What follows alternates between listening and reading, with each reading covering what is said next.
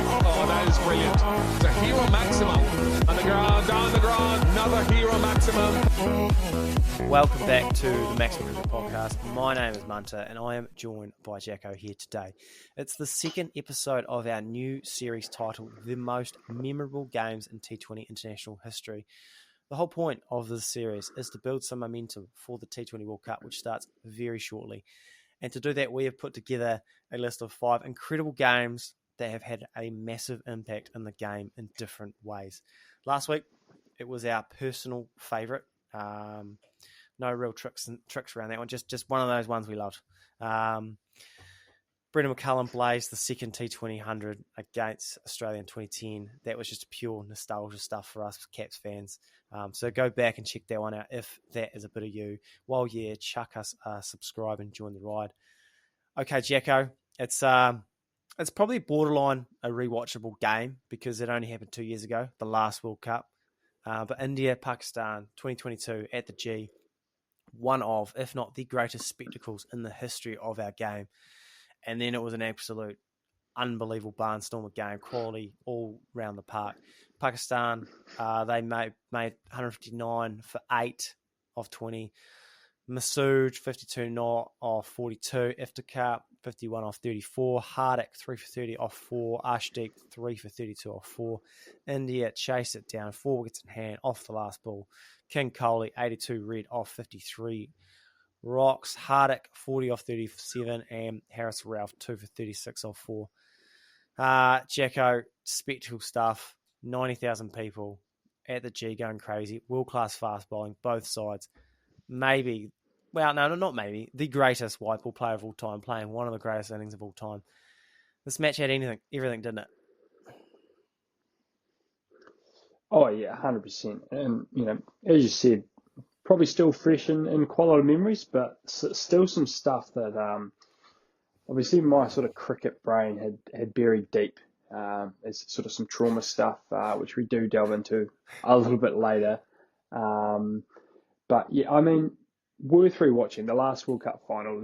These finals now, as teams get better and better, they're always increasing. Like if you look back, I don't remember the last time there was like a dull final that didn't have twists and turns. And this was a group stage game. Yeah, That's what we're dealing. I mean, that's how good it was. Yeah. So okay, we're talking group stage stuff. Yeah. I'd forgotten that. That's how good it was. Stage. I just saw the numbers, the spectacle, and thought final.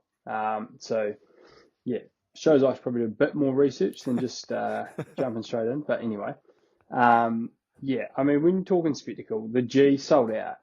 That is probably the mecca of sports in Australia. I just remember the camera like shaking. Australia, the camera like shaking after polls. Oh, like when I watched it live back in the day, like that was like I've never seen a spectacle like it. Oh no, and like India's the mecca of cricket watching, but the G is the mecca of I think cricket and sport in Australia. So to combine those two, yeah, you're talking. Probably the most passionate fans, probably the biggest rivalry in cricket. These guys couldn't even tour for years, sort of thing. Like these two countries don't really like each other, and the teams don't like each other. So you've got the biggest rivalry, the biggest stage, some of the best players ever, sold out, like just unbelievable. I think you could actually just watch the crowd, or the commentators could have been silent, and you could just listen to the crowd. And just soaked it all in. One of the great memories of cricket is a sold out G. Smithy on the sideline, just soaking up the atmosphere.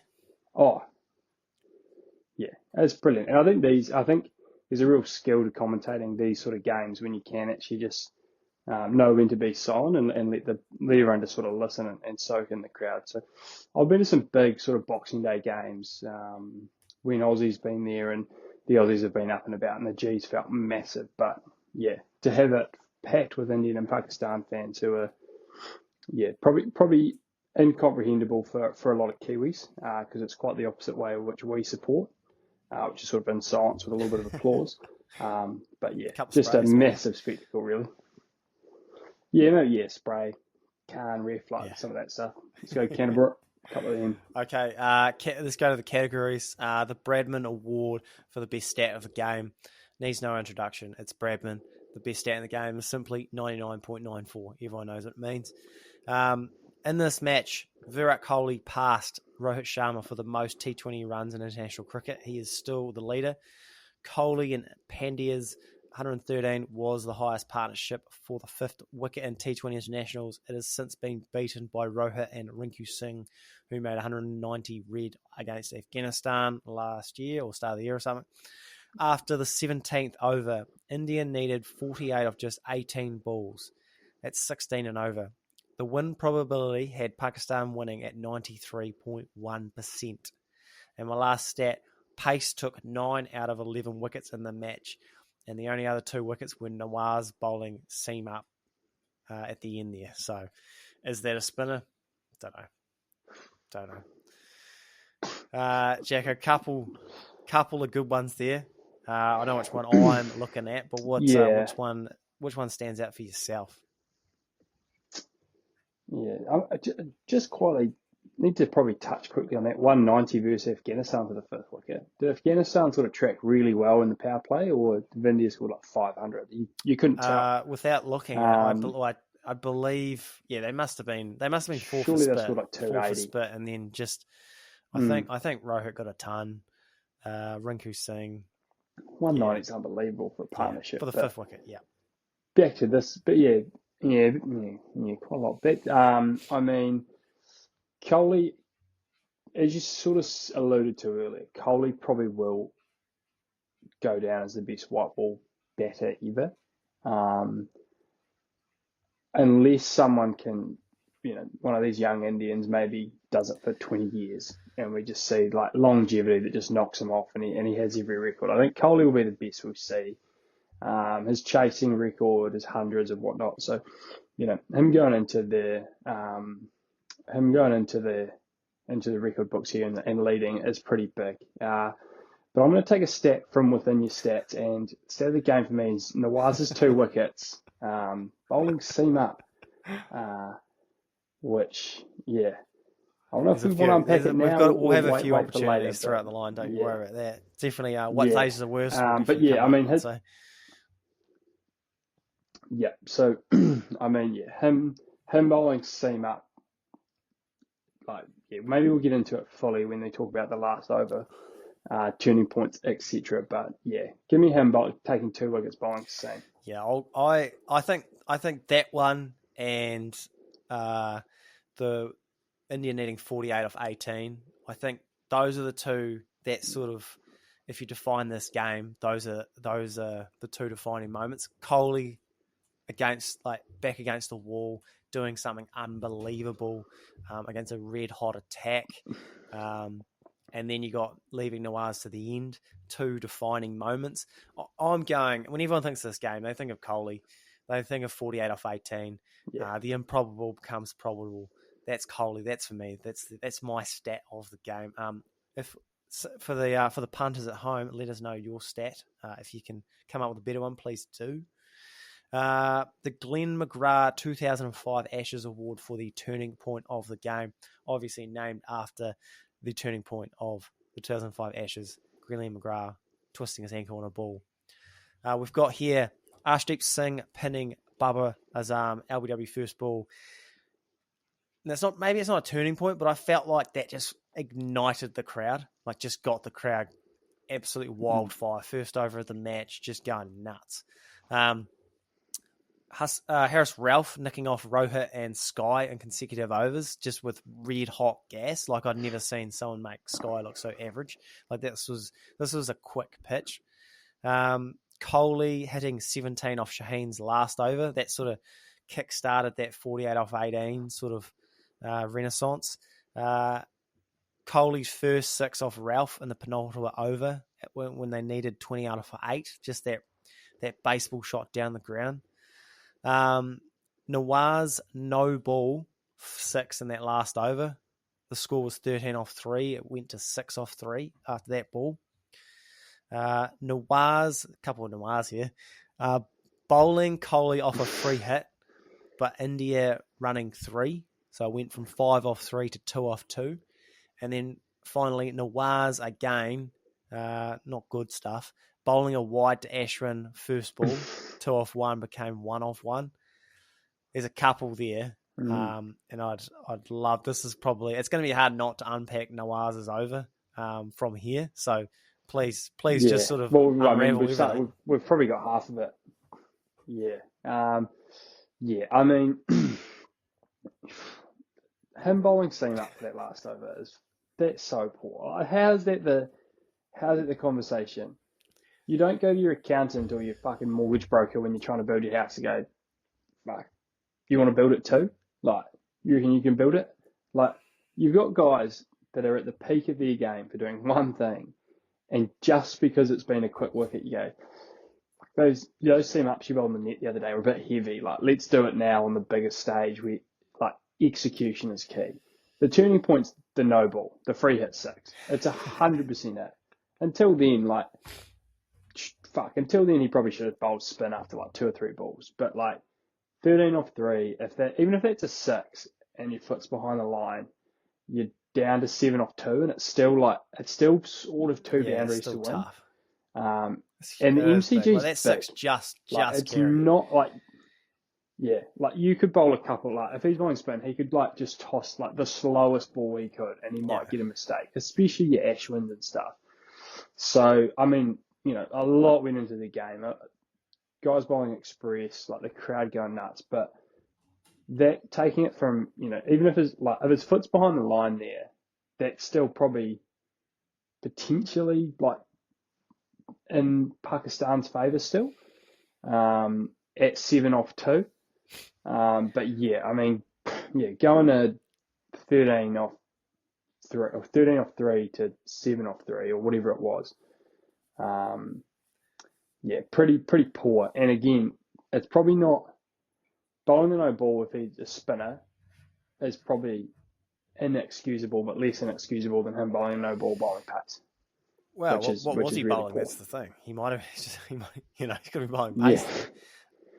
Maybe he reverted to spin. Who knows? You might have sort of prompted something, and I've got another last sort of minute, I guess, option. It could be Babra's sort of bowling out Naseem Shah instead of bowling Nawaz. Like he sort of bowled Naseem his last over, the 16th or 17th over, the one before Shaheen. Why would you do that?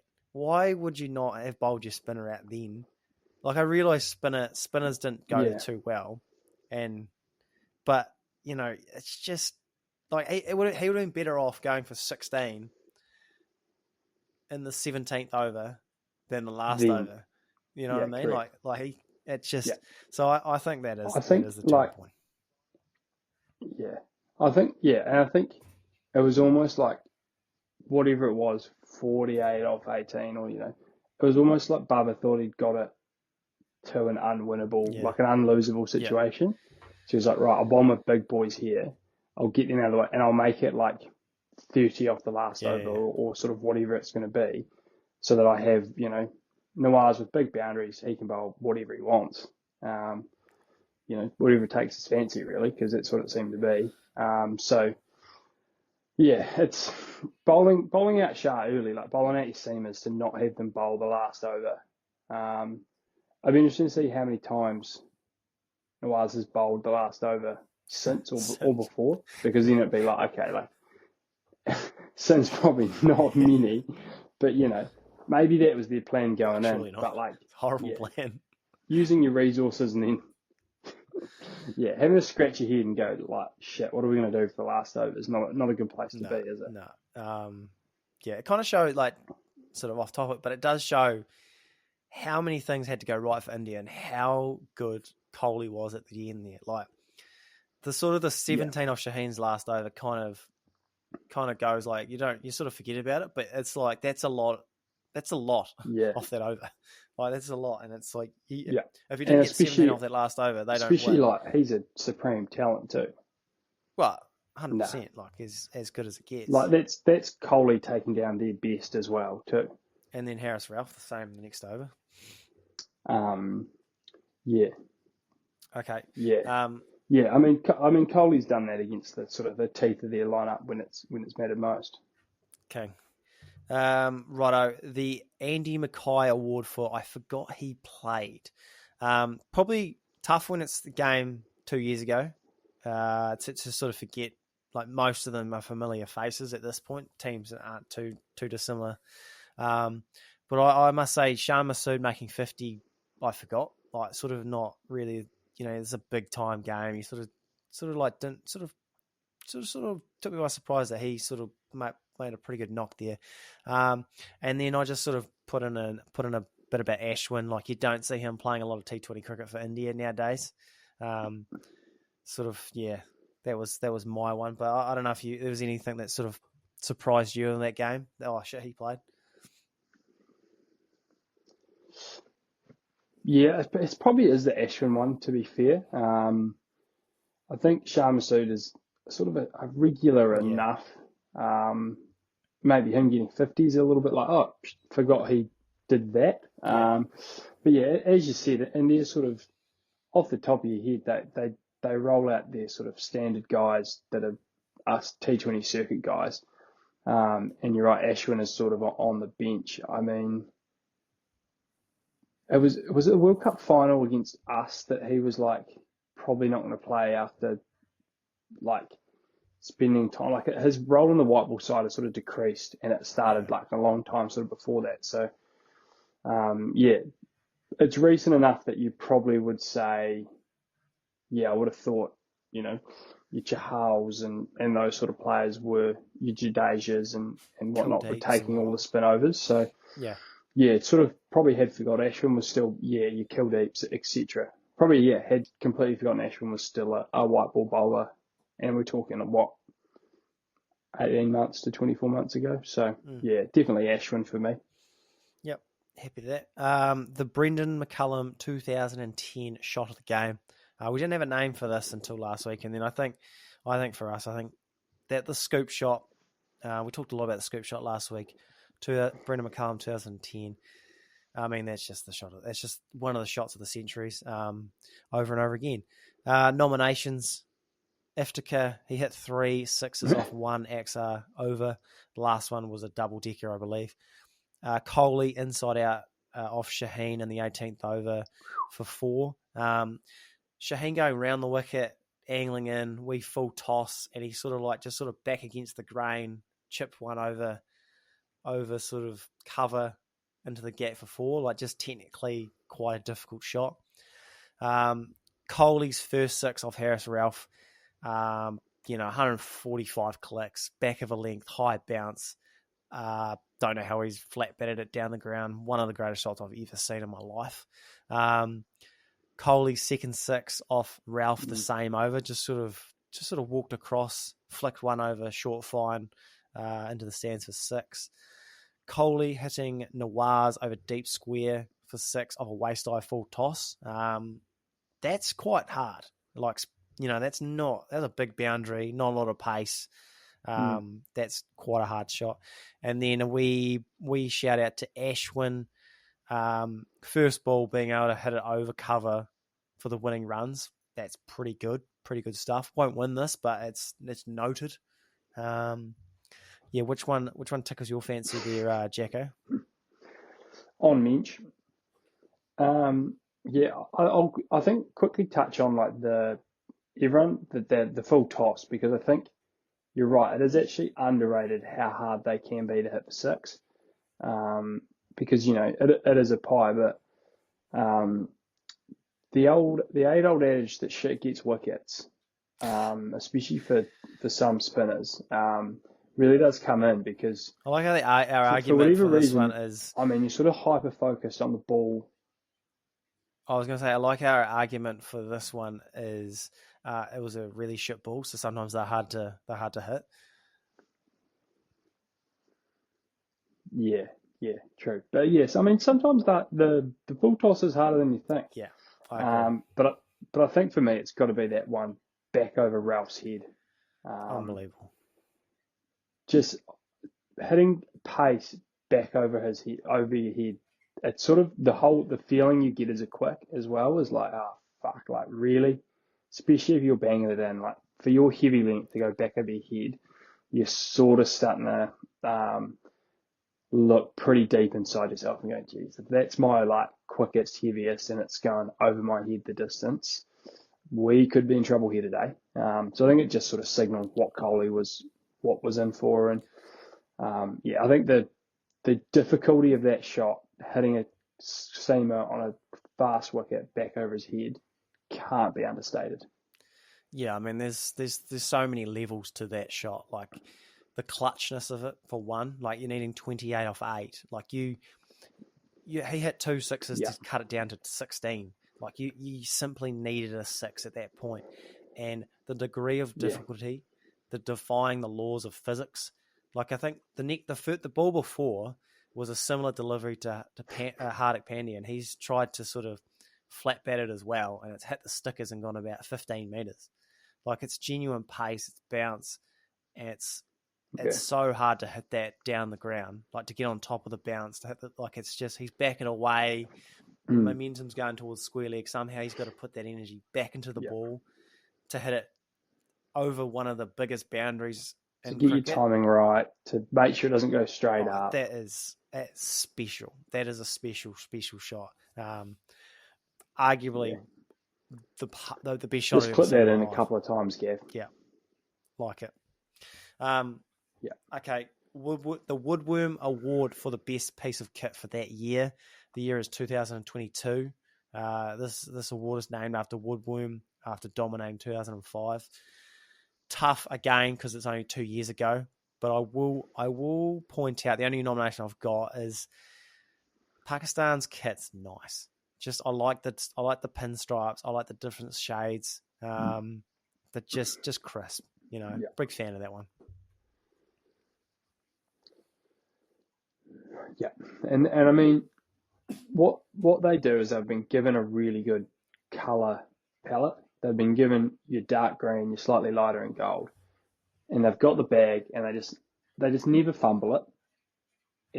Whoever's running the PCB kit designing, they just haven't fumbled the bag yet because they're handed like a great sort of palette and kit set, and they never fuck it up. The Pakistan kit is always crisp and it always hits well. I don't know if we can sort of nail it down to this year in 2022, but we talk Kohli a lot, and I just reckon that MRF bat of his is so fucking clean. Yeah. It's just such a crisp look. Your straight MRF, it's normally an all white sort of sausage finger glove, maybe with a bit of MRF here or there. So maybe we can't pin it down to just being 2022's best bit of kit, but just in general, Kohli with that just crisp MRF sticker, the sort of a nice clean glove. It needs some love because I think it's up there with the elite stickers. Just quietly. What I love about MRF is they are reserved for the elite. It's all time. Like it's they want to sponsor 10 players. Like I think off the top of my head, you got Tendulkar, you've got Steve Waugh, you've got Brian Lara, you've got AB de Villiers, and you got Virat Kohli. Like that, they are all timers. It's pretty exclusive. Very club. Exclusive stuff. And that's not even like, and it's also like all time sort of bit about your players too. Best of the best stuff. Okay. So, it's probably dead heat for me, but that MRF kit. Yeah, I like that. We'll give it to MRF. Okay, what's aged the worst? I've got DK's Formula One helmet. One of the worst helmets ever. Like straight out of a race car stuff. Like, glad I haven't seen that again. I forgot how horrendous that is. Yep. I don't know why we need aerodynamics. Just silly stuff. Don't want to see it again. Nawaz's last over is actually one of the worst overs of international cricket you will ever see. Like you've obviously touched on it, but we've got a spinner bowling pace, 2 wides, 1 no ball, 9 balls he bowled. It's like 16 off 9 doesn't seem that. Like 16 off 6 hard, 16 off 9 is like not that difficult. Correct. Yeah. And like 16 of your, six of your best six too. Like if you're bowling what your job is, which is to be a spin bowler, and you are, an elite spin bowler, like he's one of, like, he plays, he's playing for Pakistan. He's one of the best. Your six of your best balls at your elite skill set gives Pakistan a chance. 9, doing something you've probably done a few times in the nets at the end of training, and like just to bowl to the tail enders too. Like I don't think he's given Bubba a working over, or he got to fucker one day and then, they're going, oh shit, he can work over the batters. Like this guy could bowl seam up. Like he's probably bowled a bit of heavy stuff, taking the piss at the tail enders after they've probably spent 2 hours whacking number 6. Just sort of get some frustration stuff out. I'll touch on the helmet quickly. I mean, your Shrey, your Missouri, that's it. Those are your options. Green X has disrupted a tiny bit and become acceptable. Debatable. Those are acceptable. That's at maximum. It's acceptable by the guys that are sponsored by it and they get an extra 10 grand in their kitty. That's, I can cop that. But I mean, you don't need to disrupt the helmet game. It's good as is. But yeah, how do you look at your spinner? How do you look at the team afterwards as Bubba and go, you all know how good his seam bowling is. Like, you can't say that. Like, how do you front your team? How does this happen? How does this happen? After come out. How is an international captain, like how's he, like, one of your main jobs as captain is to, like, organise, like, know who's bowled what and organise bowls. And somehow you have not only got a spinner bowling the last over, I don't know whose decision it was, maybe you should bowl pace. And like, what? Like, that's like saying to me, Munter, you should sell shampoo. Like, it's just setting him up to fail. like it's outright. Like, he's just not going to buy it.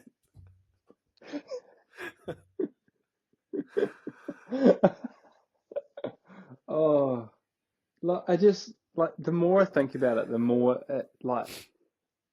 I think about like the changing room afterwards, it makes me laugh. Like Naseem Shah, Harris Rauf, and Shaheen Shah Afridi, who probably, like, when we look back, 3 of the all-time like Pakistan quicks.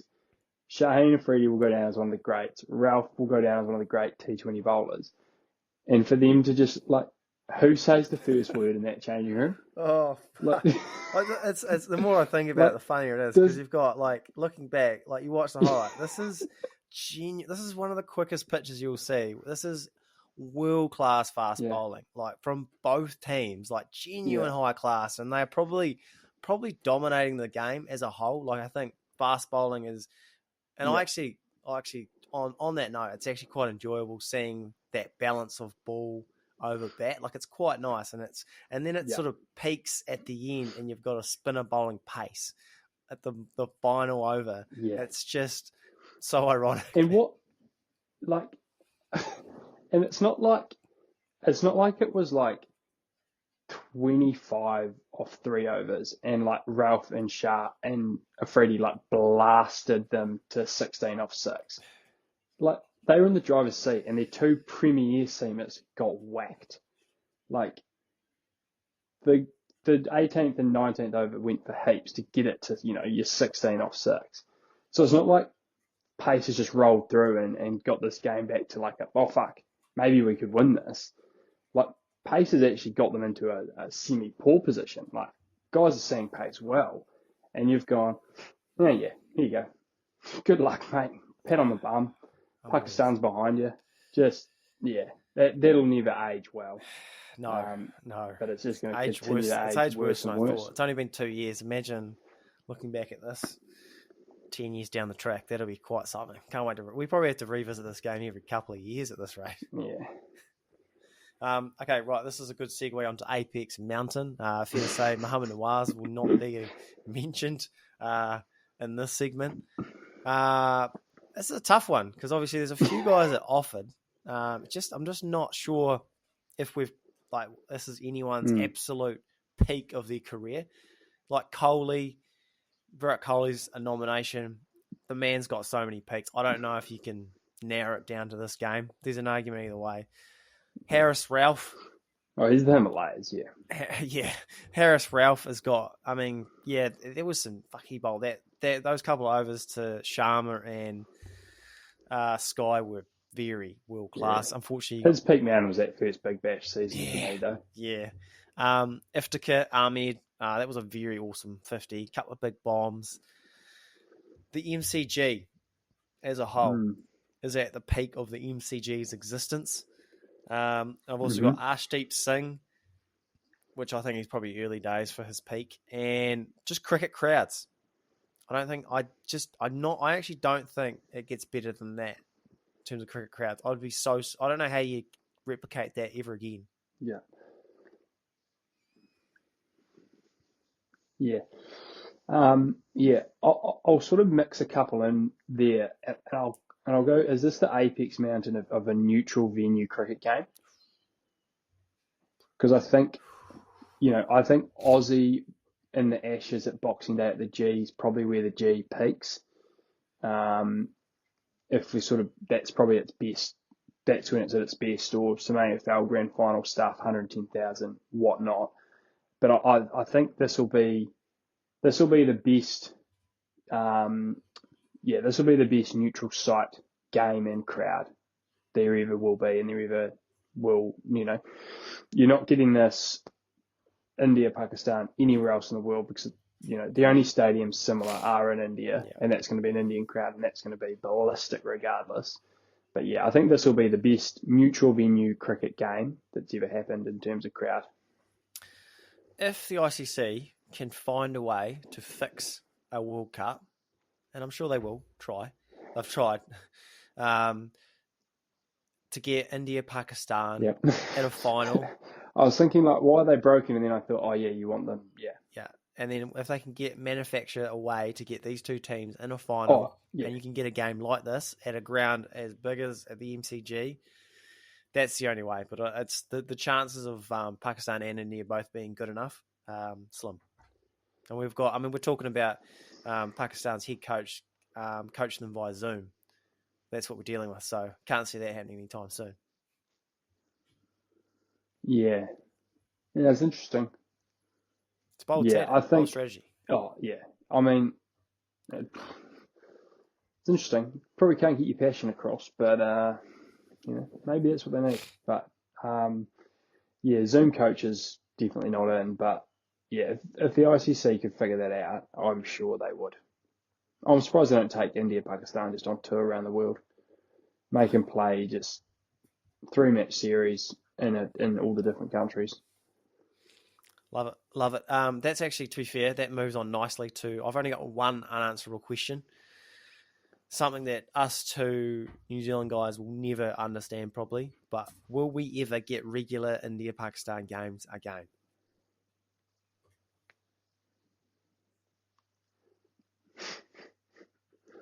Nah, I don't think we are. It's just rivalry stuff, isn't it? India, Pakistan is what we wish New Zealand, Australia was. Really? That's what we wish it was. And yeah, I think England and Aussie is like the old rivalry.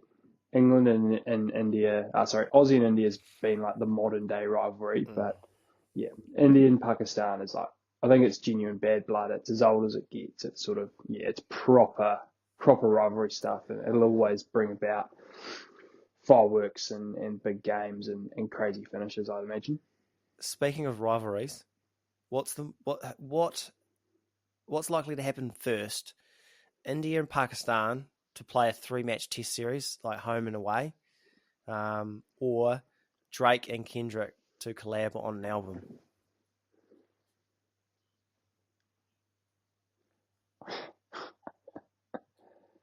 Oh, Drake and Kendrick, I reckon.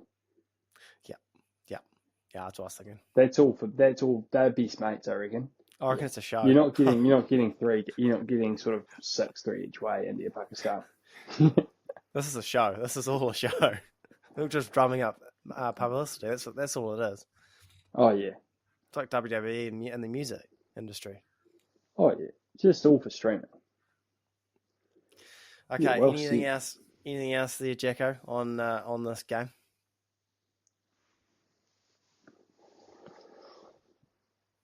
Nah. I think it was just, you know, I think, yeah, as we said, that sort of neutral crowds at their best. Whenever you've got India, Pakistan, that's always going to be a great game. And yeah, put it at the biggest venue, whatever country's holding it. Get it at a NASCAR stadium in America shortly and watch it go ballistic, I reckon. Beautiful. Well said. Well summed up. Okay, that's us for another week, team. Thanks for joining us. Thank you, Jacko, for joining us. Also, tune in next week. I think we're going to do. Actually, I'm not going to tell you. You're going to have to tune in next week. But if you do have a suggestion, please do sing out. And until then, subscribe and rate and review. Cheers.